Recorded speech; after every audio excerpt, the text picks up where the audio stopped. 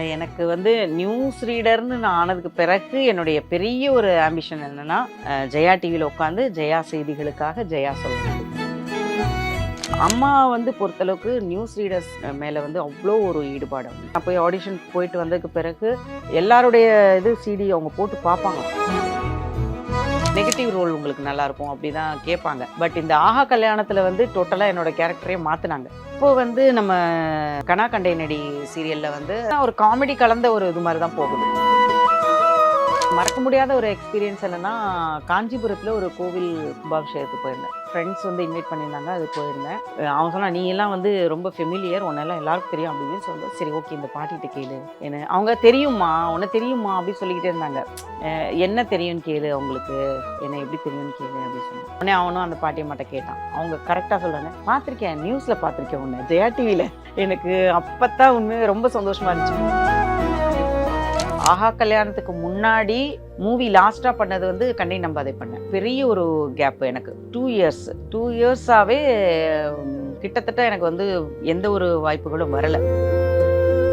2 நாள் கழிச்சு உங்களுக்கு ஷூட் இருக்குன்னு நமக்கு டேட்லாம் கேட்பாங்க. நீங்கள் எங்கேயும் போகாதீங்க, இது பண்ணுங்க எல்லாம் பேசுவாங்க. நம்ம அந்த 2 நாள் கழிச்சு வெயிட் பண்ணிட்டு இருந்தா எந்த ஒரு ரிப்ளையும் வராது. கிட்டத்தட்ட மென்டலி ரொம்ப நியூஸ் விட்டு நம்ம ஆக்டிங்னு வந்ததுக்கு பிறகு நமக்கு ஒரு நல்ல ஒரு இது கிடைக்கலையேன்னு ரொம்ப பைத்தியம் பிடிச்சி உட்காந்துருக்கேன் நிறைய டைம். எனக்கு கேட்ட கேரக்டர் வந்து அந்த இதில் டெலிகாஸ்ட் ஆகும்போது நான் யோசிச்சுட்டு என்னடா இந்த கேரக்டர் தான் நம்ம கேட்டாங்க. கொஞ்சம் கஷ்டம் இருக்கும், சங்கடம். பட் என்ன பண்ண முடியும். டார்லிங் ஏசி திருவிழா இந்தியாவிலே குறைந்த மாத தவணையில் ஏசி. தமிழ்நாட்டின் வளர்ச்சி பயணத்தில் ஒருவரையும் பின்தங்க விட மாட்டோம். வெல்வோம் ஒன்றாக. This festive season, travel the world with Grand Royal Tours. வணக்கம் மேம். வணக்கம். எப்படி இருக்கீங்க? நல்லா இருக்கேன் மேம். ரொம்ப பிஸியா இருக்கீங்க. எல்லா சீரியல்லையுமே வந்து உங்களை பார்க்க முடியுது, அவ்வளோ பிஸியா இருக்கீங்க. நாங்களே வந்து ரொம்ப டைம் எடுத்து காத்திருந்து தான் வந்து இந்த இன்டர்வியூக்கே வந்து வந்திருக்கோம். So how are you and இந்த சீரியல் இதெல்லாம் எப்படி போயிட்டு இருக்கு? இப்போதான் கொஞ்சம் இது வரைக்கும் பெருசாக நான் ஒன்றும் ஆக்டிங் சைடு இது பண்ணலை. இப்போ தான் ஃபுல்லாக அப்படியே ஆக்டிங்னு அது மட்டும் போதுன்ற மாதிரி இறங்கியிருக்கேன். ஆஹா கல்யாணத்துக்கு பிறகு ஒரு 2 மாதம் அப்படி கேப் இருந்தது. இப்போது எனக்கு கனா கண்டை நடி ஃபஸ்ட்டு விகடன் ப்ரொடக்ஷன் பண்ணிகிட்ருக்கேன். அண்டு சுற்றுமிழி சுடரே ஒன்று. அப்புறம் ரீசெண்ட் டைமில் வந்து சக்திவேல் 2ல் ஒரு இது பண்ணிகிட்ருக்கேன், ஒரு கேரக்டர் பண்ணுறேன். ஸோ அப்படியே சூடு பிடிக்குது, கொஞ்சம் கொஞ்சமாக அப்படியே போயிட்டு இருக்குது எனக்கு. ஸோ வந்து ஃபர்ஸ்ட் ஒரு நியூஸ் ரீடராக தான் வந்து ஸ்டார்ட் பண்ணீங்க இந்த ஒரு ஜேர்னியை. ஸோ எப்படி அங்கேருந்து டிரான்ஸ்ஃபார்ம் ஆகி இந்த ஒரு லைஃப் ஜேர்னி எங்களுக்கு அழகாக சொல்ல முடியுமா? நியூஸு நான் வந்து பிறந்து வளர்ந்தது எல்லாமே திருச்சியிலேருந்து வர்ற வரைக்கும் வெளி உலகம் எதுவுமே தெரியாது. அந்த 4 செவத்துக்குள்ளேயே வளர்ந்த ஒரு பர்சன் தான். இங்கே வந்துட்டுமே நான் வெளியில் எனக்கு அந்தளவுக்கு ஒன்றும் இது இல்லை. பட் நியூஸுன்ற அந்த ஒரு விஷயம் எனக்கு சின்ன வயசுலேருந்து இருக்கும், மைண்டு உள்ளே அப்படியே ஓடிட்டே இருக்கும். இந்த சோபனா ரவி, சந்தியா மேம் படிக்கிறது, ஃபாத்திமா மேம் படிக்கிறதெல்லாம் பார்க்கும்போது எனக்கு அது பயங்கர ஒரு இன்ட்ரெஸ்ட் இருக்கும். பாத்ரூமில் போய் நான் நியூஸ் பேப்பர்லாம் வாங்கி வச்சுட்டு அங்கே உட்காந்து படித்து பார்ப்பேன் சின்ன வயசில். ஸோ இங்கே வரும்போது இது வந்து என்னுடைய நண்பர், காலேஜ் மேட் அவர் எனக்கு. நாங்கள் 2 பேரும் ஒன்றா படித்தது, போட்டி போட்டு படிப்போம். இங்கே வரும்போது அவர் வந்து ராஜ் டிவியில், நான் அதுவும் சென்னைக்கு வந்து ஒரு 1 வீக்கில் பார்த்தேன். அவர் ராஜ் டிவியில் உட்காந்து நியூஸ் படிக்கும்போது எனக்கு ஒரு மாதிரி ஈகோ இவன் நியூஸில் உட்காந்துருக்கு, நானும் நியூஸில் படிக்கணும் அப்படின்ற அந்த ஒரே ஒரு விஷயந்தான் எனக்கு வந்து ஓகே. அப்போ நியூஸ் ரீடர் ஆகிறதுங்கிறது ஈஸி தான், நம்மளால் முடியும்னு சொல்லிட்டு தான் நான் என்னோடய முயற்சி அதுக்கு பிறகு நான் ஆரம்பித்தேன். கொஞ்சம் கொஞ்சமாக ஒரு சின்ன ஒரு இதில் போய் நான் ஃபஸ்ட்டு கற்றுக்கிட்டேன். ஏன்னா எப்படி என்னங்கிறது நம்ம கற்றுக்கணும். வாய்ஸ்லாம் நமக்கு இருக்குது, பட் அந்த இது கற்றுக்கிட்டு அதுக்கப்புறம் ஒரு கேபிள் டிவியில் தான் நான் வந்து ப்ராக்டிஸ் பண்ணேன். ஆவடியில் ஜாக் டிவின்னு சொல்லிட்டு அதில் ஒரு 4 வருஷம் நான் ப்ராக்டிஸ் பண்ணிவிட்டு அதுக்கு பிறகு சேட்டலைட் வரணும் அப்படிங்கும்போது தமிழன் சேனலில் அதில் ஒரு 4 வருஷம். அதுக்கு பிறகு அடுத்த ஸ்டெப்பு மக்கள் டிவி. பட் இதுக்கு நடுவில் எனக்கு என்னென்னா, ஜெயா டிவி எனக்கு ஒரு பெரிய ஒரு அங்கே திருச்சிக்கு இருந்து சென்னைக்கு வரும்போதெல்லாம் ஜெயா டிவி கிராஸ் பண்ணும்போது இது உள்ளே நம்ம போயிட மாட்டோமான்ற ஒரு இது என்கிட்ட இருந்துகிட்டே இருந்தது. அப்போது ட்ரை பண்ணிகிட்டே இருந்தேன். மக்கள் டிவியில் ஒரு 4 வருஷத்துக்கு பிறகு எனக்கு ஜெயா டிவியில் ப்ராப்பராக இன்டர்வியூ அட்டன் பண்ணி அதில் போய் ஜாயின் பண்ணேன். இன்னைக்கு நான் சொன்ன அந்த என்னோட நண்பர் கூட நான் உட்காந்து ஈக்குவலாக படிச்சுட்டு இருக்கேன். சூப்பர். இது என்னுடைய நியூஸ் ஜேர்னி. இது வந்து என்ன சொல்கிறேன்னா, நம்ம நான் நியூஸுங்கிறது எனக்கு பெரிய விஷயம் கிடையாது, நான் நினச்சது கிடையாது. இதில் வந்து உட்காந்து நியூஸ் படிப்பேனா அப்படின்னு நான் எதிர்பார்த்தது கூட கிடையாது. சடனாக இது எனக்கு ஒரு ஸ்டெப் பை ஸ்டெப்பாக இந்த ஒரு விஷயம் வந்து நடந்துருச்சு. 18 வருஷம் ஆயிடுச்சு நியூஸு படித்தாச்சு உட்காந்து. ஸோ ஒரு நியூஸ் ரீடராக இருக்கும் போதே வந்து நம்மளுக்கு அந்த தமிழ் உச்சரிப்புகள்லாம் வந்து அப்படியே பக்காவாக வரும். நம்ம ஃபுல் அண்ட் ஃபுல் அந்த தூய தமிழில் தான் பேசுகிற மாதிரி இருக்கும். இப்போ இருக்கிற கலோக்கியல் மாதிரி அப்போ இருக்க முடியாது. ஃபுல் அண்ட் ஃபுல் தமிழ் வார்த்தைகள் தான் நம்ம பயன்படுத்தணும். ஆனால் வந்து அப்படியே வந்து நீங்கள் ஒரு ஆக்டிங்க்கு வரீங்க அப்படின்னா அந்த ஸ்லாங் எப்பயாவது ஆக்டிங்க்கு வந்திருக்கா? அவங்க உங்களை நார்மலாக பேச சொல்லுவாங்க, ஆனால் வரலைங்க எனக்கு அப்படின்ற மாதிரி எப்பயாவது? இல்லை, அது என்னன்னா, நான் பிறந்து வளர்ந்ததெல்லாம் தமிழ் தான். பட் என்ன ஒரு இதுனா, எனக்கு புகுந்த வீடு வந்து கேரளா. ஸோ ஒரு 5 வருஷம் நான் வந்து ட்ராவல் பண்ணிட்டு தான் இருந்தேன். அங்கே ஹஸ்பண்ட் வீட்டுக்கு இங்கே அங்கே போகும்போது கொஞ்சம் அந்த மலையாளம், எனக்கு சுத்தமாக மலையாளம் தெரியாது. நானே படித்து இது கற்றுக்கிட்டது தான் அது. ஸோ கற்றுக்கிட்டதுக்கு பிறகு அந்த ஸ்லாங் வந்து எனக்கு கொஞ்சம் டிஸ்டர்ப் ஆச்சு ஸ்டார்டிங்கில். ஓகே. பட் நியூஸில் நான் போய் உட்காந்துட்டேன்னா, கேமரா முன்னாடி உட்காந்துட்டேன்னா எந்த ஒரு டிஸ்ட்ராக்டும் வராது எனக்கு மேக்ஸிமம். ஏன்னா நமக்கு வந்து ப்ராம்ப்டர் அந்த இது இருக்கும். அங்கே இன்னும் நான் ஸ்டார்டிங் படிக்கும்போது பேப்பரில் இருக்கும், நமக்கு ஸ்கிரிப்ட் கொடுப்பாங்க, நம்ம அதை பார்த்து படிக்கிறோம். ஸோ எனக்கு ஒரு இதில் ஒரே ஒரு எக்ஸ்பீரியன்ஸ் என்னென்னா, நம்ம ஒரு சேனலில், அது பேர் நான் சொல்லலை, ஒரு சேனலில் நான் வந்த புதுசில் எனக்கு வந்து இந்த கோவில் விசேஷங்கள்லாம் தொகுத்து வழங்குறதுக்காக எனக்கு வந்து கேட்டிருந்தாங்க. அப்போ நான் ரொம்ப இன்ட்ரெஸ்டாக போயிருந்தேன். போயிட்டு அங்கே வந்து அவங்க ஸ்கிரிப்ட் கொடுத்தாங்க, கோவில் பற்றி பேசணும், கோவில் பற்றி சொல்லணும். அது என்னன்னு தெரில, எனக்கு ஒரு 3-4 தடவை ட்ரை பண்ணேன். எனக்கு கோவில்ன்ற வார்த்தை டக்குன்னு வர, ஏன்னா அப்போ தான் எனக்கு மேரேஜ், அந்த ஊருக்கு போயிட்டு வந்துட்டு இருந்த ஒரு டைமில் அம்பலம் அம்பலம் அம்பலம்னே வந்துச்சு. ஓகே. அப்புறம் இன்னும் 2-3 வார்த்தைகள் வந்து அது கொஞ்சம் எனக்கு வந்துட்டே இருந்தது. நானே சொல்லிட்டேன், ஐயா வேண்டாம், எனக்கு இது கஷ்டங்க. ஏன்னா உங்களுக்கும் கஷ்டம், 10 டேக் எடுத்துகிட்டு இருந்தோம்னா அவங்களுக்கும் பாவம் இல்லையா? ஸோ வேணாம், நான் கொஞ்சம் நல்லா ட்ரெயினப் ஆகிட்டு அதுக்கு பிறகு நான் வரேன் அப்படின்னு சொல்லிட்டு வந்துட்டேன். அதுக்கு பிறகு நான் பெருசாக அந்த ஆங்கரிங் அந்த பக்கம் போகலை. ஒன்லி நியூஸ்லேயே நான் வந்து என்னோடய ஃபோக்கஸ் இருந்ததுனால அப்படியே அதுலேயே போயிடுச்சு. ஸ்டார்டிங்கில் அதே மாதிரி நான் பேசும்போதும் நிறைய ஃப்ரெண்ட்ஸ் சர்க்கிள்லாம் என்னை அடிக்கவே வருவாங்க. ஏன்னா அது இதுன்றேன் நான் பாட்டில் வந்துச்சு போணுச்சு இந்த மாதிரிலாம் கொஞ்சம் வரும். எங்கள் வீட்டிலே எங்கள் அப்பா அம்மாவே என்னை அடிக்க வருவாங்க. நீ பிறந்து வளர்ந்ததெல்லாம் தமிழ்நாடு தானே, தமிழ் தானே, என்ன இப்போ வந்து திடீர்னு உனக்கு இப்படி வருதுன்னா, அது தெரியல, ஆட்டோமேட்டிக்காக நமக்கு அந்த ஸ்லாங் வருது. இப்போ கொஞ்சம் கொஞ்சம் கேர்ஃபுல்லாக படிச்சுட்டு இருக்கேன். ஆனாலும் இன்னுமே சில டைம் நியூஸ் படிக்கும்போது லோரி அதெல்லாம் வந்துடும் நமக்கு. அங்கேருந்து மைக்கில் சொல்ல, என்ன மேடம் லோரி வந்துச்சு அப்படின்னு. ஓகே, அது பழகி போச்சு, அவ்வளோதான்.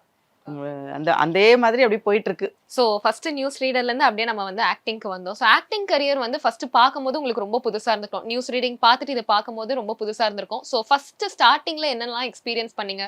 கண்டிப்பாக ரிஜெக்ஷன்ஸ் இருந்திருக்கும். ஸோ அதை பற்றி இல்லை, அது எனக்கு பெரிய அளவில் ஒன்றும் டிஃப்ரென்ஸ் தெரியல. என்னன்னா, நான் அப்போலேருந்து நியூஸ் எப்போ வந்துட்டேனோ அதே டைம்லேருந்து நான் வந்து ஆக்டிங்கும் பண்ணிக்கிட்டு தான் இருந்தேன்.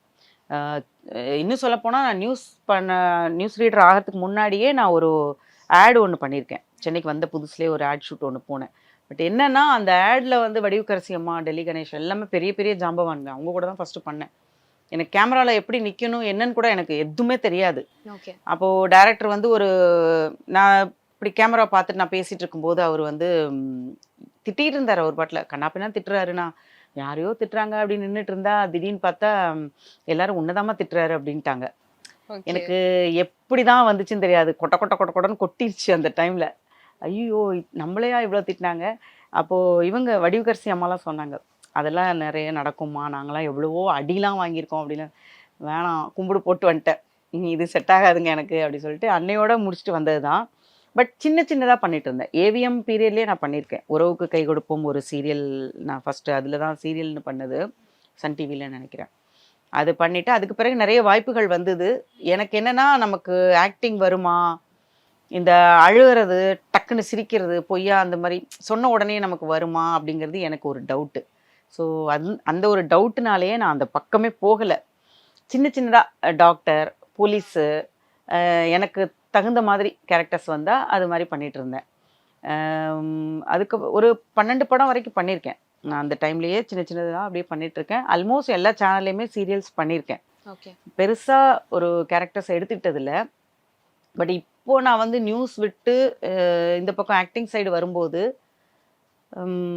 அப்படி எனக்கு பெருசாக டிஃப்ரென்ஸும் தெரியலை. ஏன்னா இது வந்து நம்ம ரியல் லைஃப்பில் உள்ள விஷயங்களை தான் நம்ம வந்து பண்ண போகிறோம். ஸோ ஒரு சின்ன சின்ன இதெல்லாம் கற்றுக்கிட்டோம்னா, டெக்னிக் இதெல்லாம் கற்றுக்கிட்டோம்னா ஓகே நமக்கு அது வந்துடும் அப்படின்ற ஒரு கான்ஃபிடென்ட் வந்ததுக்கு பிறகு தான் நான் இப்போ ஆக்டிங்கில் ஃபுல்லாக நான் வந்து இறங்கியாச்சு. நியூஸு தான் எனக்கு தெரிஞ்சு கஷ்டம். ஆக்டிங்கில் நம்ம கொஞ்சம் ஃப்ரீ கிடைக்கும் நமக்கு. ஓகே. கொஞ்சம் ரிலாக்ஸ் பண்ணிவிட்டு நம்ம வந்து இதெல்லாம் நம்ம பண்ணலாம். நம்ம ஒரு இதுக்கும் டேக் எடுத்துக்கிறது அதெல்லாம் ஓகே. பட் இப்போ வந்து எல்லாமே நியூஸ் எல்லாமே லைவ். உங்களுக்கு லைவில் போகும்போது ஏகப்பட்ட நம்ம அப்போ தான் நமக்கு வந்து எங்கேயாவது அரிக்கிற மாதிரி இருக்கும், இல்லை ஏதாவது தும்மல் வரும். அந்த டைம் தான் நமக்கு தோணும். ஸோ கொஞ்சம் அதுதான் எனக்கு தெரிஞ்சு காம்ப்ளிகேட்டட் ஒரு ப்ரொஃபஷன். But okay. ஸோ இப்போ எப்படி போயிட்டு இருக்கு மேம்? நீங்க நாங்க சொன்ன மாதிரி ரொம்ப பிஸியா போயிட்டு இருக்கீங்க. ஃபர்ஸ்ட் எப்படி மேனேஜ் பண்றீங்க? ஒரு மல்டிபிள் சீரியல்ஸ் நடிக்கிறீங்க அப்படின்னா எப்படி அதோட டைமிங்லாம் மேனேஜ் பண்றீங்க? அண்ட் எப்படி நீங்க உங்களை டேக் கேர் பண்ணிக்கிறீங்க அதுக்கு நடுவில்? இல்லை, அது வந்து என்ன டேக் கேர் பண்ணுறதுங்கிறது வந்து நான் ஸ்டார்டிங்லேருந்தே அந்த ஒரு விஷயம் வந்து ரொம்ப கேர் எடுத்துப்பேன். இப்போ நிறைய பேர் ஹவுஸ் ஒய்ஃப் பண்ணுற ஒரு விஷயம் என்னென்னா, வேலைக்கு போகிறவங்களும் சரி, ஹவுஸ் ஒய்ஃபும் சரி, வீட்டில் இருக்கிறவங்களுக்கு எல்லாத்துக்கும் பண்ணி கொடுப்பாங்க. அவங்க வந்து எடுத்துக்க மாட்டாங்க. அவங்களுக்கு அதிலே ஒரு திருப்தி. அது வந்து எல்லாருக்கும் இருக்கக்கூடிய ஒரு விஷயம்தான். பட் என்னன்னா, நானும் வீட்டில் வந்து நான் செய்கிறதெல்லாம் ரொம்ப பெரிய பயங்கரமாக இருக்கும். நீங்களா கேட்டிங்கன்னா அதெல்லாம் வந்து என்ன சொல்கிறது, இப்படி இல்லாமல் பண்ணிட்டுருவீங்களா டெய்லின்னு சொல்லுவாங்க. நான் மோஸ்ட்லி இல்லை நான் வந்து ஒரு ஹேருக்காக இருக்கட்டும், இன்டேக் எடுக்கிற விஷயங்கள் எல்லாத்துலேயுமே நான் ரொம்ப ஆமாம் இது பண்ணுவேன். இப்போ டெய்லியுமே இந்த முட்டை அந்தந்த டைமுக்கு இதுக்கு தகுந்த மாதிரி முட்டை சாப்பிட்றது. அப்புறம் ஜூஸில் கூட நான் வந்து இந்த ரொம்ப ஃப்ரூட்ஸ் அப்படிலாம் நான் போட மாட்டேன். கேரட்டு பீட்ரூட்லாம் போட்டேன்னா அதில் இவ்வளோ கருவேப்பிலை அள்ளி போட்டுருவேன். பசங்க ஆனால் ரொம்ப பாவம். ஆமாம், டெய்லி ஒரு ஜூஸ் இருக்கும். கேரட்டு பீட்ரூட் ஏதானு ஒரு ஜூஸ் போடுவேன். அதில் அந்த கேரட் போட்டு அரைக்கும் போதே ஒரு நெல்லிக்காய் போட்டுருவேன், இவ்வளோ கருவேப்பிலை தூக்கி போட்டுருவேன்.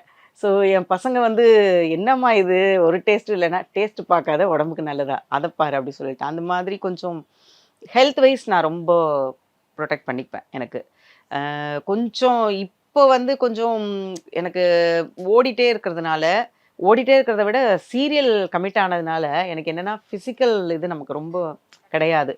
மேக்ஸிமம் உட்காந்துட்டு இருப்போம், அசிஸ்டண்ட் வந்து நமக்கு கொடுக்குறாங்க. அதனால கொஞ்சம் உடம்பு வந்து எக்ஸ்ட்ரா கூடிருச்சு நமக்கு வண்ணம். பட் என்னென்னா நான் அதுவுமே ரொம்ப கேர் எடுத்து பார்த்துப்பேன். வாக்கிங் போக முடியல இப்போது, அடுத்தடுத்து ஷூட் போயிட்டே இருக்கனால வாக் போக முடியல. மற்றபடி நான் வந்து ஹெல்த் வைஸும் சரி, ஹேருக்குமே நான் வந்து எங்கள் சேனலில் உள்ள பசங்கள்லாம் வந்து எங்கிட்ட டிப்ஸ் கேட்டுகிட்டே இருப்பாங்க, என்னென்ன பண்ணணும், என்ன பேக் பண்ணணும் அப்படின்லாம். அந்த மாதிரி ப்ரொடெக்ட் பண்ணுறது இதெல்லாம் வந்து ரொம்ப கேர் எடுத்து பார்த்துப்பேன். ஸ்கின் கேர் எனக்கு அந்தளவுக்கு நான் பெருசாக நான் இதுக்கு பண்ணிக்க மாட்டேன். ஹேருக்கெலாம் நான் ரொம்ப பார்த்துப்பேன். ஏன்னா நமக்கு அது ரொம்ப முக்கியம் இல்லை, அதனால அதெல்லாம் கொஞ்சம் ப்ரொடெக்ட் பண்ணுவேன். இப்போது சீரியல் இப்போ கொஞ்சம் கமிட் ஆக ஆக எனக்கு கஷ்டமாக தான் இருக்குது. ஆனாலும் முடிஞ்ச வரைக்கும் டைம் கிடைக்கும் போதெல்லாம் என்னென்ன பண்ண முடியுமோ எடுத்து வச்சுப்பேன். மோஸ்ட்லி என்னென்னா நம்ம காலங்காத்தால 4 மணிக்கெலாம் எழுந்திரிச்சிருவோம். எழுந்திரிச்சிட்டேன்னா அதுக்கு அந்த ஒரு 6 மணிக்குள்ளே வீட்டில் அந்த சாப்பிட்ற விஷயங்கள் சமைக்கிறது எல்லாத்தையும் ரெடி பண்ணி வச்சுட்டு, அதுக்கு பிறகு நான் மேக்ஸிமம் வந்து வீட்டிலே தான் நான் மேக்கப் போட்டு போவேன். நான் ஸ்பாட்டில் போய் போடுறது எனக்கு பிடிக்காது. அது அங்கே இருக்கிற அந்த இடத்துல வந்து எப்படி நமக்கு கண்ணாடி எப்படி அமையும் என்ன எதுவுமே நமக்கு தெரியாது. ஸோ அதனால அதுவும் இல்லாமல் அங்கே போய் இந்த டச்சப் கண்ணாடி வச்சுட்டு ஃபுல் மேக்கப் போடுறதுங்கிறது எனக்கு அது செட் ஆகாது. ஸோ நான் வீட்லேயே போட்டு முடிச்சுட்டு கிளம்பிடுவேன். நான் கொஞ்சம் இப்போ கஷ்டமாக தான் இருக்குது, ஆனாலும் மேனேஜ் பண்ணி தான் ஆகணும். ஸோ நமக்கு வாய்ப்புகள் விடுறதில்லை. அதை விட மாட்டேன். அதை விட்டோம்னா அப்புறம் நம்ம இந்த ஃபீல்டில் இருக்கோம், நம்ம விட்டுட்டோம்னா நமக்கு போயிடும். அதனால் வாய்ப்புகள் வர்றது அதுக்கு தகுந்த மாதிரி டைமும் நம்ம இன்னும் கொஞ்சம் நம்ம ஒதுக்கிட்டு அதுக்கு தகுந்த மாதிரி பார்த்துக்கணும். என்ன இப்போ தூங்குறது நைட்டு முன்னெல்லாம் வந்து நமக்கு சீரியல் சீக்கிரத்தில் முடிச்சிருவாங்க, மேக்ஸிமம் ஒரு 9 மணி அந்த மாதிரி. இப்போல்லாம் 10, 12 கூட ஆகுது சில டைமில். ஸோ அந்த மாதிரி வரும்போது நமக்கு தூக்கம்லாம் கொஞ்சம் ப்ராப்ளம் இருக்குது. கிடைக்கிற நேரத்தில் தூங்கி அதை மேனேஜ் பண்ணிக்க வேண்டியதான். ஸோ மேனேஜ் எப்படி பண்ணுறேன் அப்படின்றது வந்து சொல்லிட்டீங்க. நெக்ஸ்ட்டு வந்து உங்கள் கேரக்டர்ஸ் எல்லாமே இப்போ ரீசெண்டாக பார்த்தா அப்படியே ஒரு நெகட்டிவ் ரோலாகவே வந்து போயிட்டுருக்கு. அந்த கேரக்டர்ஸ்லாம் உங்களை தேடியே வருதா மேம்? நீங்கள் வில்லி ரோலுக்கு கரெக்டாக இருப்பீங்க அப்படின்னு நிறைய பேர் சொல்கிறாங்களா? இல்லை, இது எனக்கு மூவியில் நிறைய எக்ஸ்பீரியன்ஸ். எனக்கு நிறைய மூவி நான் போயிருக்கேன். அது என்னன்னு தெரியாது, எனக்கு பார்த்த உடனே என்ன சொல்லுவாங்க, நெகட்டிவ் ரோல் உங்களுக்கு நல்லா இருக்கும், இந்த நெகட்டிவ் ரோல் பண்ணுங்க அப்படின்னு சொல்லிட்டு அந்த மாதிரி தான் கேட்பாங்க. நான் வந்து 5-6 ப்ராஜெக்ட் வந்து போலீஸ் கேரக்டரே பண்ணியிருக்கேன். ஓகே. கடைசியா கண்ணை நம்பாதே மூவி பண்ணதுக்கு பிறகு தான் நான் சொல்லிட்டேன், இனிமே எனக்கு போலீஸ் கேரக்டர் கூப்பிடவே கூடாது, யாரும் நான் வரமாட்டேன்னு சொல்லிடு. அதுக்கு முன்னாடி எல்லாமே எங்கே போனாலுமே ஃபஸ்ட்டு கேட்குறது என்னென்னா, நெகட்டிவ் ரோல் உங்களுக்கு நல்லா இருக்கும் அப்படி தான் கேட்பாங்க. பட் இந்த ஆஹா கல்யாணத்தில் வந்து டோட்டலாக என்னோட கேரக்டரே மாற்றினாங்க. ஃபஸ்ட்டில் அப்படியே ஒரு அப்ராணி மாதிரி ஒரு இது இருந்தது. ஆனால் ஒரு 2 வருஷத்துக்கு பிறகு அப்படியே சேஞ்ச் பண்ணாங்க என்னோட கேரக்டர். அப்புறம் திருப்பி லாஸ்ட்டில் சாஃப்டாக கொண்டு வந்தாங்க, மாற்றி மாற்றி கொண்டு வந்தாங்க. எனக்கு என்னென்னா நெகட்டிவ் ரோல் பண்ணுறது எனக்கு அதான் இதே தான் எனக்கு செட் ஆகுமான்ற அந்த ஒரு பயத்தில் தான் இருந்தேன். இப்போ வந்து நம்ம கனா கண்டை நடி சீரியலில் வந்து சொல்லும் போதே சொன்னாங்க, சார் வந்து இந்த மாதிரி கொஞ்சம் உங்களுக்கு நெகட்டிவ் கேரக்டர் தான்மா அப்படின்னாரு. ஆமாம், நான் கொஞ்சம் யோசித்தேன், அவர் சொன்னபோது கொஞ்சம் யோசித்தேன், நெகட்டிவ் நமக்கு செட் ஆகுமா என்னடா அப்படி யோசித்தேன். சரி ஓகே, ஒரு சேலஞ்சிங்காக நம்ம பண்ணுவோமே, ஏன்னா இப்போ வந்து பாசிட்டிவ் விட நெகட்டிவ்க்கு தான் நல்ல ரீச் கிடைக்குது எனக்கு. அதுதான் மக்கள் வந்து அதில் என்ன இருக்குது அப்படின்னு பார்க்குற மாதிரி ஒரு இது பண்ணுறாங்க. ஸோ ஓகே பண்ணுவோம், நமக்கு கிடைக்கிற விஷயத்த நம்ம விடக்கூடாது இல்லையா? ஓகே. ஸோ அதனால இதில் என்னன்னா ஒரு காமெடி கலந்த ஒரு இது மாதிரி தான் போகுது. அதனால ஓகே தான், செட் ஆகும்னு நினைக்கிறேன். Okay ma'am. ஸோ ஆடியன்ஸ் வந்து எப்படி பார்க்குறாங்க? எப்படியாவது ஆடியன்ஸ் வந்து லைக் கமெண்ட்ஸ்லலாம் நிறைய சொல்லுவாங்க, இல்லை மெசேஜ் போய் டிஎம் பண்ணுறது, எப்படி வந்து ஒரு ஹீரோயினுக்கு இம்பார்ட்டன்ஸ் கொடுக்குறாங்களோ அதே இம்பார்ட்டன்ஸ் கண்டிப்பாக நெகட்டிவ் ரோலுக்கும் கொடுப்பாங்க. ஸோ அந்த மாதிரி உங்களுடைய எக்ஸ்பீரியன்ஸ் நீங்கள் சொல்ல முடியுமா? எனக்கு இந்த மாதிரிலாம் நடந்திருக்கு, இந்த மாதிரி தேடி வந்து என்னோட ஐடிலாம் கண்டுபிடிச்சி சொன்னாங்க அப்படின்ற மாதிரி. எனக்கு ஃபஸ்ட்டு வந்து நியூஸில் என்னென்னா 18 வருஷம் நியூஸ் படிச்சுட்டு இருக்கேன். தெரியும், இப்போ நம்ம ஏதாவது கடைக்கு போகிறோம், எங்கேயாவது வெளியில் பார்க்குறாங்கன்னா உங்களை எங்கேயோ பார்த்துருக்குமே அப்படி பார்ப்பாங்க. மற்றபடி கரெக்டாக சொல்ல மாட்டாங்க. நியூஸ் ரீடரா இல்லைன்னா சில பேர் வந்து நீங்கள் ஆக்ட்ரஸான்னு அப்போ கேட்பாங்க. எனக்கு மறக்க முடியாத ஒரு எக்ஸ்பீரியன்ஸ் என்னென்னா, காஞ்சிபுரத்தில் ஒரு கோவில் கும்பாபிஷேகத்துக்கு போயிருந்தேன். அது வந்து ஏதோ ஒரு மூலையில், காஞ்சிபுரத்தில் வந்து ரொம்ப தெரிஞ்ச இடமும் கிடையாது, ஏதோ ஒரு தனி இன்டீரியரான ஒரு இதில் வந்து ஒரு வராகி அம்மன் கும்பாபிஷேகம். ஸோ என்னோடய ஃப்ரெண்ட்ஸ் வந்து இன்வைட் பண்ணியிருந்தாங்க, அது போயிருந்தேன். அங்கே வந்து அந்த பிரகாரம் சுற்றி வந்துட்டு இருக்கும்போது என் ஃப்ரெண்டு கேட்டான், ஒவ்வொருத்தரையும் அப்படி இன்ட்ரடியூஸ் பண்ணும்போது ஒரு வயசான ஒரு லேடி, அவங்கக்கிட்ட வந்து அவன் பேசிகிட்டு இருக்கும்போது இப்படி என்னப்பா எப்படி இருக்க அப்படி இப்படி பேசிகிட்டு இருந்தாங்க. அப்போ நான் இவங்ககிட்ட சொன்னேன், அவன் சொன்னான், நீ எல்லாம் வந்து ரொம்ப ஃபெமிலியர், உன்னெல்லாம் எல்லாருக்கும் தெரியும் அப்படி இப்படின்னு சொல்லும்போது, சரி ஓகே இந்த பாட்டிகிட்ட கேளு என்ன, அவங்க தெரியுமா உன்னை தெரியுமா அப்படின்னு சொல்லிக்கிட்டே இருந்தாங்க. அது நார்மலாகவே எல்லோரும் சொல்கிறது தானே, என்ன தெரியும்னு கேளு, அவங்களுக்கு என்னை எப்படி தெரியும்னு கேளு அப்படின்னு சொன்னேன். உடனே அவனும் அந்த பாட்டியை மட்டும் கேட்டான். அவங்க கரெக்டாக சொல்கிறாங்க, பார்த்துருக்கேன், நியூஸில் பார்த்துருக்கேன் உன்னை ஜெயா டிவியில். எனக்கு அப்போத்தான் உண்மையாக ரொம்ப சந்தோஷமாக இருந்துச்சு. பரவாயில்ல, எங்கேயோ ஒரு மூலையில் இருக்கிறவங்களுக்கு ஓரளவுக்கு நம்மளை தெரியுது அப்படின்ற அந்த ஒரு இது. பட் இப்போ சீரியல்னு வரும்போது ஒரு 1 வீக் ஆனதுக்கு பிறகுமே பார்த்திங்கன்னா, வெளியில் போனாலே எல்லாருமே வந்து நம்மளை அதுவும் அந்த ஆஹா கல்யாணம் காயத்ரின்னு நல்ல, அதுக்கு முன்னாடி வந்து பாக்யலட்சுமி பண்ணும்போது ஓரளவுக்கு எனக்கு ரீச் ஆச்சு, பாக்யா கூடயே ட்ராவல் ஆகிற மாதிரி. அப்புறம் பாண்டியன் ஸ்டோரில் ஒரு 1 வீக் மட்டும் பண்ணேன். அது ஒரு முஸ்லீம் கேரக்டர், ஒரு தனியாக கொண்டு வந்தாங்க ஒரு ட்ராக்கு, பட் அது ஏதோ ப்ராப்ளம்னால அது நின்றுட்டு.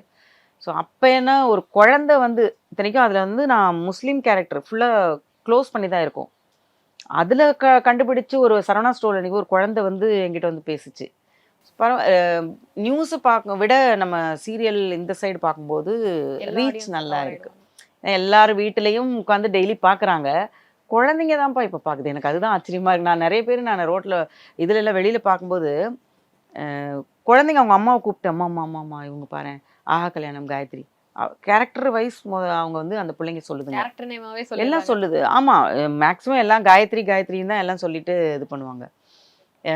நான் தான் பசங்கள்கிட்ட சொல்லுவேன், டேய் நீ வந்து டிவி பார்த்துட்டு இருக்கியா படிக்காம அப்படி, அந்த மாதிரி குழந்தைங்க எல்லாம் நல்லா இது பண்ணுறாங்க, ரீச் ஆகுது. இப்போ ஓகே, ஒரு 10 பேரில் ஒரு 6 பேர் 7 பேர் நம்மளை வந்து ஒரு ரெகனைஸ் பண்ணிக்கிறாங்க. என்ன ஒன்று, என் பசங்களுக்கு தான் கொஞ்சம் எங்கேயாவது போகும்போது என்னை நீ முன்னாடி போமா அப்படி தள்ளி விட்டுருவாங்க. ஏன்னா பசங்களுக்கு அது கொஞ்சம் என் பசங்க சுத்தமாக அந்த பக்கமே கிடையாது அவங்க. ஸோ 2-3 பேர் வந்து கேட்டாங்கன்னா 4வது பேருக்கு என் பையன் அப்படியே முறைப்பான், என்ன ஒரு மாஸ்க்கை போட்டு வர வேண்டியதானே அப்படிம்பான்.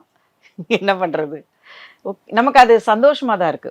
ஏன்னா எங்கேயோ ஒரு மூலையில நம்ம வந்து வீட்டுக்குள்ளேயே வளர்ந்து இது பண்ணி அங்கே படிச்சு இருந்தது. இன்னைக்கு இங்க வரும்போது ஒரு 10 பேர் நம்மள வந்து ரெகக்னைஸ் பண்றாங்க அப்படிங்கும்போது, கண்டிப்பா அது ஒரு சந்தோஷமா தான் இருக்கு நமக்கு. ஆனா என்னைக்காவது டிஸ்டர்பன்ஸா மாறி இருக்கா மேம்? ஏதாவது ஒரு அது அவங்க பண்ணியிருக்க வேணாமே இந்த ஒரு இடத்துல அப்படின்னு ஏதாவது தோணியிருக்கா? இல்ல டிஸ்டர்பன்ஸ் அந்த அளவுக்கு ரொம்ப பெருசா எனக்கு இது இல்ல. ஆனா அந்த கோவிலுக்குலாம் போகும்போது நம்மளே அவசரமா ஓடிட்டு இருப்போம் கோவிலுக்கு. டைமுக்குள்ள போகணும், அங்க க்ளோஸ் பண்ணிடுவாங்களேன்னு சொல்லிட்டு போகும்போது பார்த்தீங்கன்னா, அந்த அந்த இடத்துல வந்து செல்ஃபி எடுக்கணும் அப்படின்னு சொல்லிட்டு நிப்பாங்க. அது 2, 3 கோவில்ல கொஞ்சம் எனக்கு இந்த சிறுவாபுரிலாம் போம்போது ஒரு தடவ அப்படிதான் ஆயிடுச்சு. அவனுங்க எனக்கு பெர்மிஷன் குடுத்து கூட்டு போறாங்க. பட் நடுவுல வந்து செல்ஃபி எடுக்கணும். அவனுங்க என்ன நெனச்சுட்டாங்கன்னா, நான் நின்னு ஃபோட்டோ எடுக்கிறேன்னு நெனச்சுட்டு உள்ள போனா என்ட்ட கத்துறான். என்ன மேடம் நீங்க? நானே உங்களுக்கு வந்து கூட்டத்துக்கு நடுவுல கூட்டு வரேன். நீங்க இப்படி பண்றீங்க?"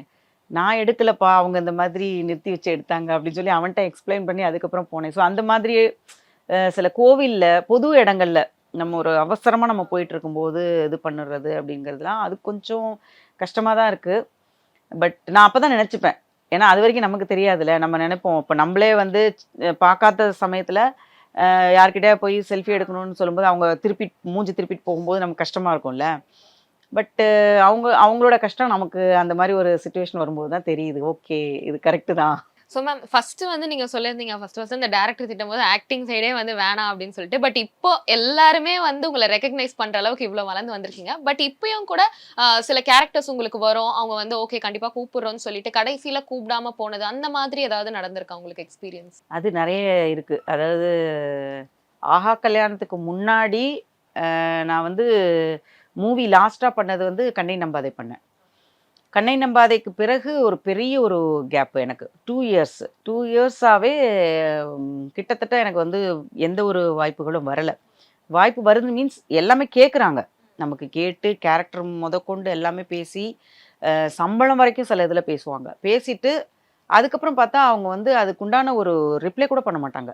இருக்கு, நோன்னு கூட இல்ல. சொல்ல மாட்டேன். இப்ப நான் 2 நாள் கழிச்சு உங்களுக்கு ஷூட் இருக்குன்னு நமக்கு டேட்லாம் கேட்பாங்க. நீங்க எங்கேயும் போகாதீங்க, இது பண்ணுங்க எல்லாம் பேசுவாங்க. நம்ம அந்த 2 நாள் கழிச்சு வெயிட் பண்ணிட்டு இருந்தா எந்த ஒரு ரிப்ளையும் வராது. ஸோ எனக்கு அது ஃபோன் பண்ணி நான் கேட்க மாட்டேன். எனக்கு பிடிக்காது. ஏன்னா நம்ம சைடு நம்ம எல்லாமே நம்ம குடுத்துட்டு வந்துட்டோம். நம்ம ஆக்டிங் சொல்லிட்டு வந்தாச்சு. டீட்டெயில்ஸ் எல்லாமே குடுத்துட்டு வந்துட்டோம். எல்லாமே நம்மகிட்ட இருந்து கேட்டு வாங்கிட்டாங்க. ஸோ நம்ம செலக்டடா என்னங்கிறது அவங்க தான் அத டிசைட் பண்ணணும். டிசைன் பண்ணிட்டதுக்கு பிறகு நமக்கு எதுவுமே ரிப்ளை பண்ணல அப்படிங்கும்போது, அத போய் நம்ம வாண்டடா இந்த மாரி எனக்கு சான்ஸ் உண்டா? இல்லையா? அப்படி கேட்கறது எனக்கு அது இன்ட்ரெஸ்ட் இல்ல. ஸோ கிட்டத்தட்ட மென்டலி ரொம்ப நான் வந்து அந்த 2 ஏன்னா எனக்கு இயர்ஸ். வந்து ஓடிக்கிட்டே இருந்த ஒரு பெர்சன் நான். எனக்கு ஒரு இடத்துல வந்து கொஞ்சம் உட்காரணுங்கிறது ரொம்ப கஷ்டம் எனக்கு. ஓகே. ஸோ நான் நியூஸ் விட்டு நம்ம ஆக்டிங்ன்னு வந்ததுக்கு பிறகு நமக்கு ஒரு நல்ல ஒரு இது கிடைக்கலையேன்னு ரொம்ப பைத்தியம் புடிச்சு உட்கார்ந்துருக்கேன் நெறைய டைமு. அப்புறம் இப்போ அதுக்கு பிறகு ஆஹா கல்யாணம் எனக்கு கிடைச்சது.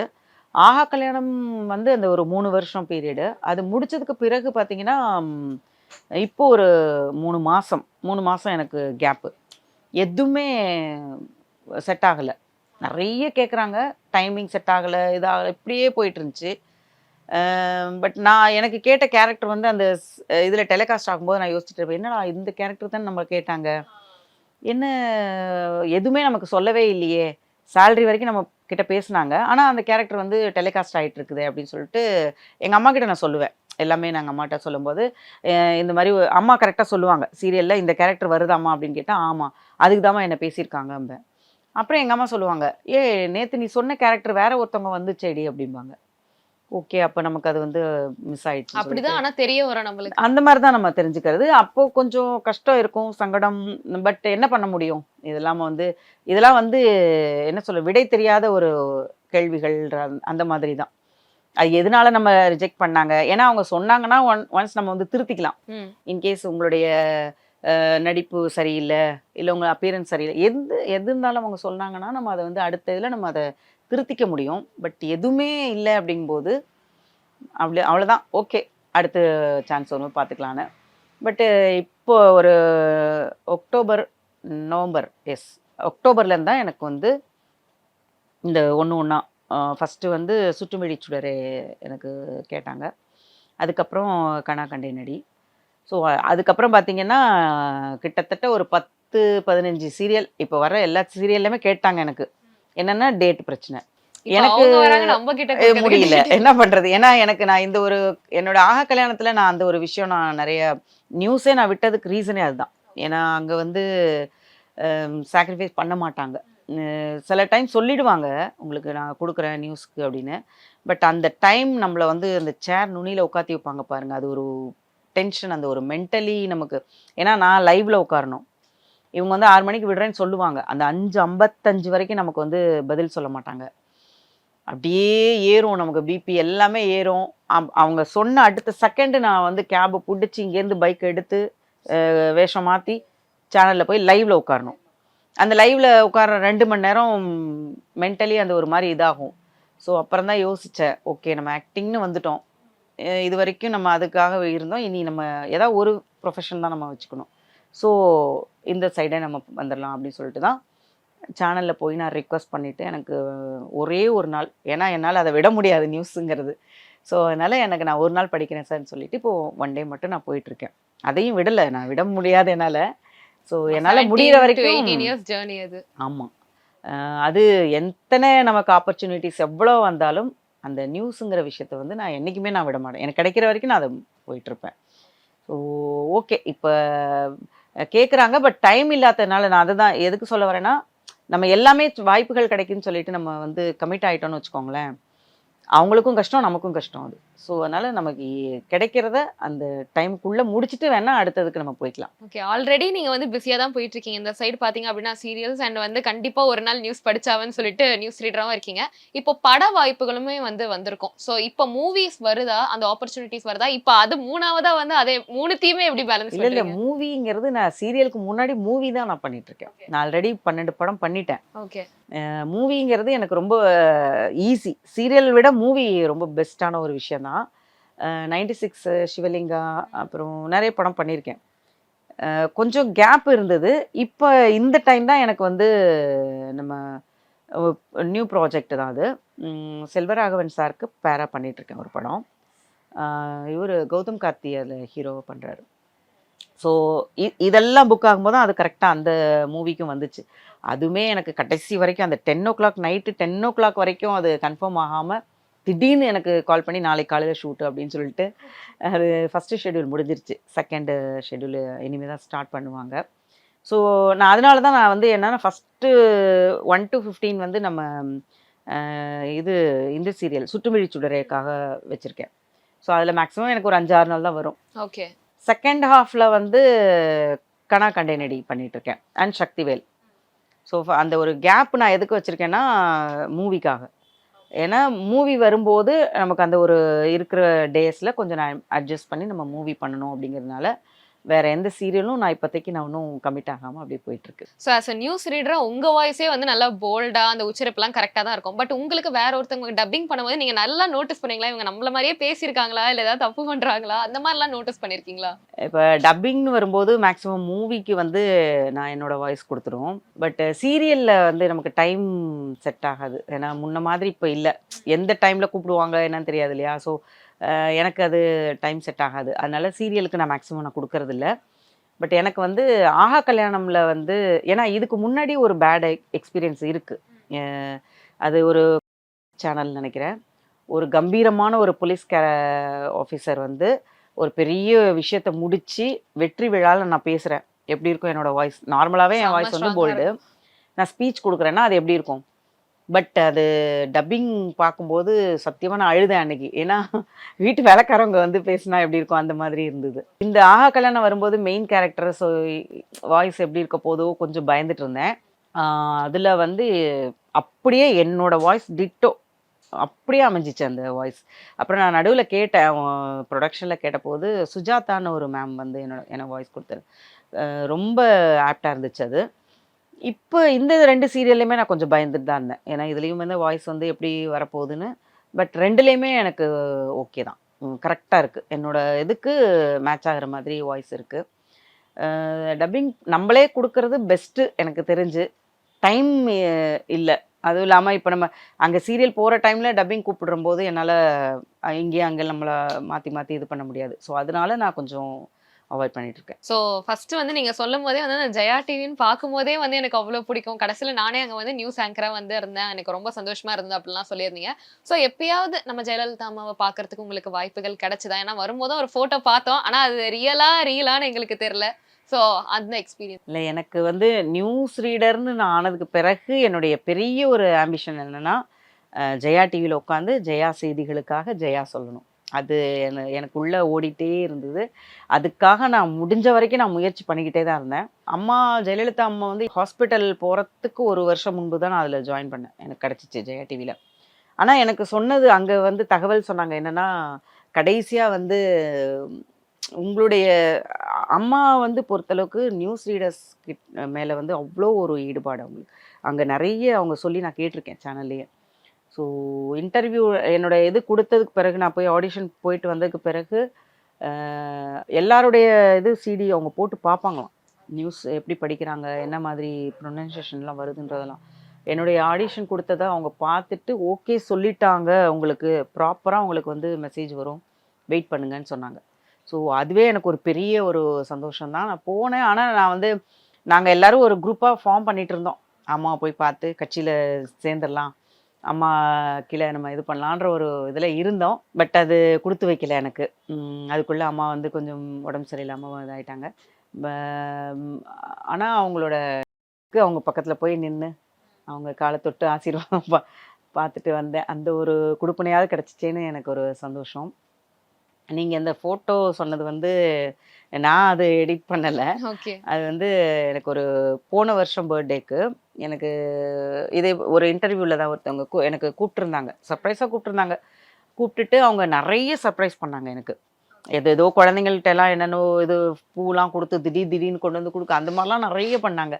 அதில் அவங்க பண்ணின விஷயங்களில் எனக்கு இது ஒரு பெரிய ஒரு கிஃப்ட். நம்பர் 1. ஐயோ, எனக்கு அது பார்த்தோன்னே அப்படி, ஏன்னா அந்த ஃபோட்டோ நீங்கள் பார்த்தீங்கன்னா 2 பேரும் ப்ளூ கலர் அந்த சாரி, கிட்டத்தட்ட அது வந்து ஃபேஸும் அப்படியே ஒரே மாதிரி ஜெராக்ஸ் காப்பி மாதிரி இருந்தது. அவங்க அந்த ஃபோட்டோவை இன்ஸ்டாலேருந்து எடுத்திருக்காங்க. ஃபோட்டோ அவங்க இன்ஸ்டாலேருந்து அந்த என்னோடய ஃபோட்டோவை எடுத்து அதை மர்ஜ் பண்ணி எனக்கு அதை நான் பிரித்து பார்த்தோன்னே எனக்கு உண்மையாகவே எனக்கு அழுகே வந்துருச்சு எனக்கு. ஏன்னா அந்த மாதிரி ஒரு கிஃப்ட்டு இது வரைக்கும் என்னோடய லைஃப்பில் வந்து நிறைய கிஃப்ட் இருந்தது. பட் எனக்கு இது வந்து ரொம்ப எனக்கு டச்சிங் ஒரு மொமெண்ட்டாக இருந்தது. ஸோ அதை தான் கொண்டு வந்து கரெக்டாக எல்லா இதுக்கும் நடுவில் அதை கொண்டு வந்து வச்சுட்டேன். ஆமாம். டார்லிங் ஏசி திருவிழா, இந்தியாவிலே குறைந்த மாத தவணையில் ஏசி. தமிழ்நாட்டின் வளர்ச்சி பயணத்தில் ஒருவரையும் பின்தங்க விட மாட்டோம், வெல்வோம் ஒன்றாக. This festive season, travel the world with Grand Royal Tours.